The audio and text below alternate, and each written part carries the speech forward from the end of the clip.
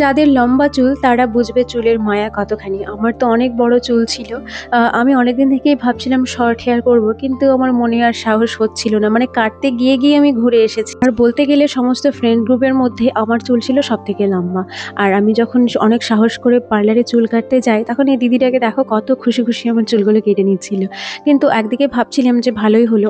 অতটা মেইনটেন্যান্স করতে হবে না। বড় চুলে যে অনেকটা মেইনটেন্যান্স, অনেকটা শ্যাম্পু ইউজ করতে হয়। আর এখন যেভাবে খুশি সেভাবে বাঁধো, কোনো অসুবিধে নেই। তো কাটতে আমার চুলটা অনেকটাই ছোট হয়ে গেছিলো। মানে লম্বা চুলের পরিবর্তে এতটা শর্ট হেয়ার কেউ আশা করেনি। আমার বাড়িতে তো আমি বলিনি, পরে দেখিয়েছি যে দেখো আমি চুল কেটেছি, আগে বকা দিও না। আগে বলে তারপরে আমি চুলটা দেখিয়েছি। তো কাটার পর অনেকটা স্যাটিসফাই মনে হচ্ছিল যে বাহ বাঁচলাম। মানে আমার শরীরটা, আমার মাথাটা হালকা হয়ে গেছিলো চুলের বোঝা থেকে। আমি ভেবেছিলাম যে লম্বা চুল থেকে যদি আমি চুল কাটি তাহলে আমি একটু শর্ট করেই কাটবো। ছোট চুলের জন্য আমাকে অনেক কথা শুনতে হয়েছে, বাট আই ডোন্ট মাইন্ড।